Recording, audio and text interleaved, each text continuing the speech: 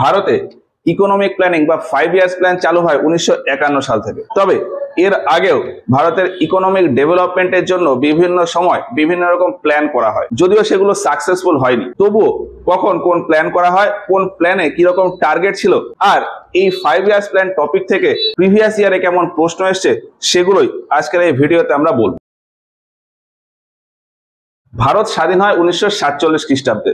এর আগে ব্রিটিশরাই ভারতের জন্য ইকোনমিক প্ল্যানিং করত। 1930 খ্রিস্টাব্দের পর থেকেই একটা ধারণা হয়ে গিয়েছিল যে আগামী বেশ কিছু বছরের ভেতর ভারত স্বাধীন হয়ে যাবে। এই সময় ভারতে একটা অর্গানাইজেশন ছিল federation of Indian chambers of commerce and industry, অর্থাৎ FICCI, আর আরেকজন ব্যক্তি ছিলেন M বিশ্বেশ্বরাইয়া। ওই ফেডারেশন অর্থাৎ FICCI আর M বিশ্বেশ্বরাইয়া এরা মিলে 1934 খ্রিস্টাব্দে একটা বইয়ের পাবলিকেশন করে, প্ল্যান্ড ইকোনমি ফর ইন্ডিয়া। এই বইটাতে প্রপোজ করা হয় যে আগামী 10 বছরের ভেতর ভারতের ন্যাশনাল ইনকাম কিভাবে দ্বিগুণ হয়ে যেতে পারে, আর এর জন্য ওই ফেডারেশন ন্যাশনাল একটা প্ল্যানিং কমিশন তৈরি করার কথা বলে। সেই হিসাবে পরে 1938 খ্রিস্টাব্দে গিয়ে জওহরলাল নেহেরুর নেতৃত্বে একটা কমিটি তৈরি হয়, ন্যাশনাল প্ল্যানিং কমিটি। এখন ওই সময়ের হিসাবে আমি যদি দেখি, ভারতের বেশিরভাগ লোকজনই কৃষিকাজের সাথে যুক্ত, অর্থাৎ এগ্রিকালচার সেক্টরে রয়েছে। এখন ইকোনমিক্স এর ভাষায় যারা কাজ করতে পারে তাদেরকে বলা হয় লেবার ফোর্স। M বিশ্বেশ্বরাইয়া বলেছিলেন যে ভারতের ইকোনমিক গ্রোথ আর ইকোনমিক ডেভেলপমেন্ট করতে গেলে এগ্রিকালচারের যে লেবার ফোর্স রয়েছে সেটাকে শিফট করে ইন্ডাস্ট্রিতে নিয়ে যেতে হবে। অর্থাৎ আমাদের একটা প্ল্যান দরকার যেখানে লেবার ফোর্স এগ্রিকালচার থেকে ইন্ডাস্ট্রিতে শিফট করা যাবে। আর এই M বিশ্বেশ্বরাইয়াকেই father of Indian economic planning বলা হয়। তো যাই হোক, M বিশ্বেশ্বরাইয়া 1934 খ্রিস্টাব্দে ভারতের ইকোনমিক প্ল্যানিং এর কনসেপ্ট দিয়েছিলেন এবং তিনি নেক্সট 10 বছরের কথা বলেছিলেন। ফলে 10 বছর পর 1944 খ্রিস্টাব্দে ভারতে আরো একটা প্ল্যানিং করা হয়, সেটাকেই বলা হয় বোম্বে প্ল্যান। বোম্বে প্ল্যানে আলোচনা করা হয় যে ভারত যেহেতু কৃষি প্রধান দেশ, এই জন্য ভারতে কৃষি সেক্টর খুব উন্নত হওয়া প্রয়োজন।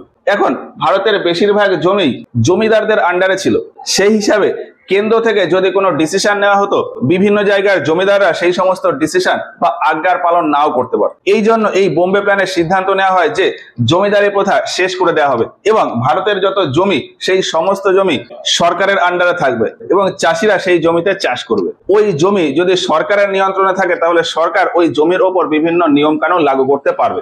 এগ্রিকালচারে এই ডেভেলপমেন্টের পাশাপাশি বোম্বে প্ল্যান খুব দ্রুত ইন্ডাস্ট্রিয়ালাইজেশনের উপরেও জোর দেওয়ার কথা বলে। বোম্বে প্ল্যানে ফাইনাল ডিসিশন হিসেবে উঠে আসে যে ভারতে ডেভেলপমেন্ট করতে গেলে একদম ছোট এরিয়া থেকে ডেভেলপমেন্ট শুরু করতে হবে, মানে একদম ছোট ও মিডিয়াম ইন্ডাস্ট্রি থেকে, অর্থাৎ স্মল এন্ড মিডিয়াম ইন্ডাস্ট্রি থেকে। আর ভারতের কটেজ ইন্ডাস্ট্রি বা সুতি বস্ত্র যে শিল্প সেইগুলোকে ডেভেলপ করতে হবে। Technically we required to develop essential and consumer goods with small, medium and cottage industry। এই বোম্বে প্ল্যানে আগামী 15 বছরের ভেতর ভারতের ন্যাশনাল ইনকাম 3 গুণ করার কথা বলা হয়, আর মানুষের অর্থনৈতিক অবস্থা আরো বেটার করার জন্য আগামী 15 বছরের ভেতর পার ক্যাপিটা ইনকাম অর্থাৎ প্রতি ব্যক্তি আয় যাতে ডবল হয়ে যায় সেই রকম একটা প্ল্যানিং করার কথা বলা হয়। এবার এই বোম্বে প্ল্যানের পাশাপাশি আরো বিভিন্ন এরিয়াতে বিভিন্ন রকম কমিটির মাধ্যমে বিভিন্ন প্ল্যানিং হয়।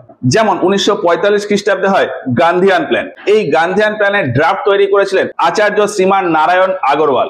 তিনিও বলেছিলেন যে ইকোনমিক ডেভেলপমেন্টের জন্য ছোট স্কেলে যে সমস্ত ইন্ডাস্ট্রি আছে আর যে সমস্ত কটেজ ইন্ডাস্ট্রি আছে সেগুলোকে প্রমোট করতে হবে, আর ইকোনমিক প্ল্যানিং সেটাকে সেন্ট্রালাইজ না রেখে ডিসেন্ট্রালাইজ করে দিতে হবে। অর্থাৎ ভারতের বিভিন্ন এরিয়াতে তাদের মতন করে প্ল্যানিং করতে দিতে হবে। এক কথায় ইকোনমিক ডিসেন্ট্রালাইজেশন আর স্মল স্কেল ও কটেজ ইন্ডাস্ট্রির প্রমোশনের কথা বলেন এই আচার্য শ্রীমান নারায়ণ আগরওয়াল 1945 খ্রিস্টাব্দে তার গান্ধীয়ান প্ল্যানে। 1945 খ্রিস্টাব্দে আরো একটা প্ল্যান আসে, সেটাকে বলা হয় পিপলস প্ল্যান। এটা তৈরি করেন MN রায়। তিনি এগ্রিকালচারে একটি কনসেপ্ট দেন। তিনি বলেন যে ভারতের সমস্ত কৃষিকাজের জমি যদি সরকারের আন্ডারে থাকে তাহলে কৃষকরা সেই জমির সঠিক ব্যবহার করবে না। জমি যদি কৃষককে দিয়ে দেওয়া হয় বা কোনো থার্ড পার্টি অর্থাৎ প্রাইভেট কোনো কোম্পানিকে দিয়ে দেওয়া হয়, সেক্ষেত্রে তারাই একটা টার্গেট রেখে ওই জমিতে একটা নির্দিষ্ট পরিমাণ ফসল ফলাবে এবং তার মাধ্যমেই এগ্রিকালচারের ডেভেলপমেন্ট হবে। আর এগ্রিকালচারে একটা টার্গেট অনুযায়ী ডেভেলপমেন্ট হলে সেই টার্গেটের বেসিসে বিভিন্ন ইন্ডাস্ট্রিও রান করবে।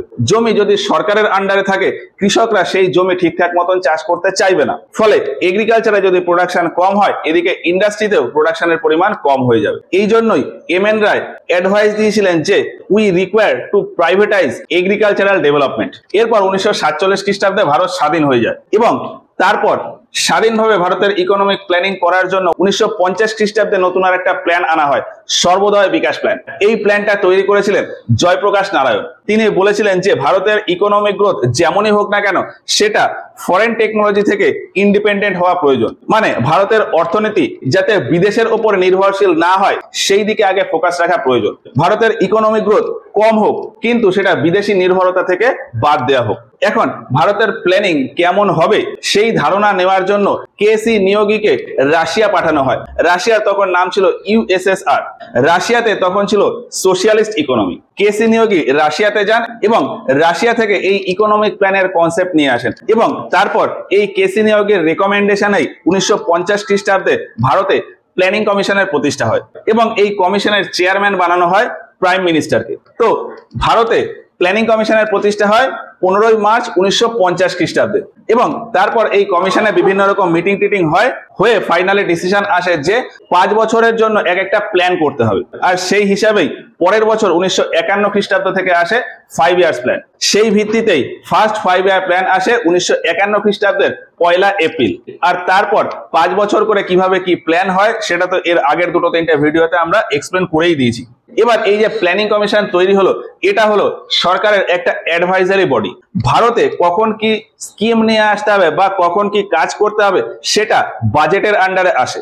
এখন কোন সালের বাজেটে কি কি রাখতে হবে সেইটা প্ল্যান করার জন্য পিছনে একটা অ্যাডভাইজারি বডি থাকে, সেটাই হলো প্ল্যানিং কমিশন। এবার এখানে একটা ছোট্ট বিষয় আছে যে এই প্ল্যানিং কমিশন কিন্তু সংবিধানের কোনো সংশোধন দ্বারা তৈরি করা হয়নি।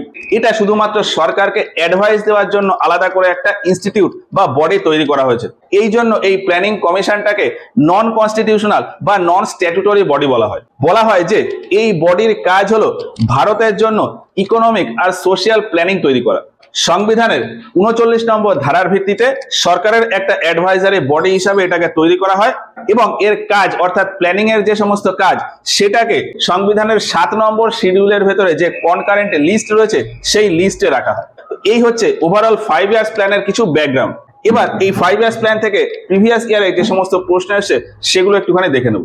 2023 সালের WBCS প্রিলিমিনারিতে প্রশ্ন এসেছিল যে 5 ইয়ার্স প্ল্যানের কনসেপ্ট কোন দেশ থেকে নেওয়া হয়েছিল। তো যেমনটা বললাম যে 5 ইয়ার্স প্ল্যানের কনসেপ্ট আনা হয় রাশিয়া বা ইউএসএসআর থেকে। 2015 সালের WBCS প্রিলিমিনারিতে প্রশ্ন এসেছিল ফার্স্ট 5 ইয়ার প্ল্যান কবে ইন্ট্রোডিউস করা হয়। তো ফার্স্ট 5 ইয়ার প্ল্যান 1951 খ্রিস্টাব্দে। কোন পঞ্চবার্ষিকী পরিকল্পনা কত থেকে কত সাল পর্যন্ত আছে সেটা এইখানে একটা ছোট্ট লিস্ট করে রেখেছি। যেমন প্রথমটা 1951 থেকে 56, সেকেন্ড এরটা 56 থেকে 61, থার্ড এরটা 61 থেকে 66, তারপর প্ল্যান হলিডে হয় 3 বছরের জন্য 66 থেকে 69, 4 নম্বর প্ল্যান 69 থেকে 74, 5 নম্বর 74 থেকে 78, তারপর দুটো রোলিং প্ল্যান আসে 78 থেকে 80, তারপরে আসে 6 নম্বর প্ল্যান 80 থেকে 85, 7 নম্বর 85 থেকে 90, তারপর আবার 2 বছরের জন্য প্ল্যান হলিডে আসে 90 থেকে 92, তারপর 8 নম্বর 92 থেকে 97, 9 নম্বর 97 থেকে 2002, 10 নম্বর 2002 থেকে 2007, 11 2007 থেকে 12, আর 12 নম্বর 12 থেকে 14 সাল পর্যন্ত। 12 থেকে 17 হওয়ার কথা ছিল, 15 সালের 1 জানুয়ারি নীতি আয়োগ গঠন হয়, ফলে 14 সাল পর্যন্তই ওটা শেষ হয়ে যায়। 12 নম্বর প্ল্যান 12 থেকে 14। তো যাই হোক, তারপরে 2022 সালের WBCS প্রিলিমিনারিতে প্রশ্ন এসেছিল যে প্রশান্ত চন্দ্র মহালানবিশ এটা কার সাথে যুক্ত, মানে কোন 5 ইয়ার প্ল্যানের সাথে যুক্ত। তো মহালানবিশ মডেল ছিল সেকেন্ড প্ল্যান, ফলে প্রশান্ত চন্দ্র মহালানবিশ সেকেন্ড 5 ইয়ার প্ল্যানের সাথে যুক্ত। 17 সালের প্রিলিমিনারিতে আরেকটা প্রশ্ন এসেছিল যে সেকেন্ড 5 ইয়ার প্ল্যান কোন মডেলের উপর বেস করে। তো second plan Mahalanobis model, first plan হ্যারোড Domar model, third plan ছিল স্যান্ডি অ্যান্ড চক্রবর্তী মডেল। তারপর 2015 সালের প্রিলিমিনারিতে প্রশ্ন ছিল যে হেভি ইন্ডাস্ট্রিয়ালাইজেশন কোন প্ল্যানে ইন্ট্রোডিউস করা হয়। তো হেভি ইন্ডাস্ট্রিয়ালাইজেশনের কনসেপ্ট আনা হয় সেকেন্ড প্ল্যানে। ফার্স্ট প্ল্যানে জোর দেওয়া হয়েছিল এগ্রিকালচারে, ফার্স্ট প্ল্যানে এগ্রিকালচার, সেকেন্ড প্ল্যানে industrialisation, heavy and rapid industrialisation. তারপর 2021 সালের প্রিলিমিনারিতে প্রশ্ন ছিল যে প্রথমবার ইন্ডাস্ট্রিয়াল পলিসি কবে আনা হয়। এখানে 4টে অপশন রয়েছে, 1956, 1947, 1948 আর 1951 থেকে 55। এখন সেকেন্ড 5 ইয়ার প্ল্যানের সময় দেখেছি যে 1956 খ্রিস্টাব্দে নতুন ইন্ডাস্ট্রিয়াল পলিসি আনা হয়েছিল। তবে এর আগেও 1948 খ্রিস্টাব্দে ভারতে প্রথমবার ইন্ডাস্ট্রিয়াল পলিসি আনা হয়। 1947 খ্রিস্টাব্দে ভারত স্বাধীন হয়ে যাওয়ার পর 1948 খ্রিস্টাব্দে স্বাধীন ভারতে প্রথমবার ইন্ডাস্ট্রিয়াল পলিসি আনা হয়। 1956 খ্রিস্টাব্দে সেটাকে একটু মডিফাই করে নতুন আর একটা ইন্ডাস্ট্রিয়াল পলিসি আনা হয়। তো সেই হিসাবে এই প্রশ্নের উত্তর হবে যে প্রথম ইন্ডাস্ট্রিয়াল পলিসি ভারতে আসে 1948 খ্রিস্টাব্দে। তারপর 2020 সালের প্রিলিমিনারিতে প্রশ্ন এসেছিল যে গরিবি হটাও এই স্লোগানটা কে দিয়েছিল। তো গরিবি হটাও স্লোগানটা দিয়েছিলেন ইন্দিরা গান্ধী। এরপর 2020 সালের প্রিলিমিনারিতেই আরো একটা প্রশ্ন ছিল যে 14টা কমার্শিয়াল ব্যাংকের ন্যাশনালাইজেশন কবে হয়। তো 14টা ব্যাংকের প্রথমবার ন্যাশনালাইজেশন হয় 1969 খ্রিস্টাব্দে। কোন প্ল্যানের সময়? ফোর্থ প্ল্যানের সময়। এই প্রশ্নটাই একটু ঘুরিয়ে 2015 সালের প্রিলিমিনারিতে এসেছিল যে 1969 সালে কটা কমার্শিয়াল ব্যাংকের ন্যাশনালাইজেশন হয়েছিল। তো 1969 সালে ন্যাশনালাইজেশন হয় 14টা ব্যাংকের। এরপর 2016 সালের প্রিলিমিনারিতে প্রশ্ন এসেছিল যে প্ল্যানিং কমিশন ডিসেন্ট্রালাইজড প্ল্যানিং এর ইন্ট্রোডাকশন করে কবে, মানে কোন 5 ইয়ার প্ল্যানে। তো প্ল্যানিং কমিশন ভারতে ডিসেন্ট্রালাইজড প্ল্যানিং এর কনসেপ্ট নিয়ে আসে 7th 5 ইয়ার প্ল্যানের শেষের দিকে। তো 5 ইয়ার্স প্ল্যান থেকে মোটামুটি এইরকম টাইপের বিভিন্ন প্রশ্ন আসে।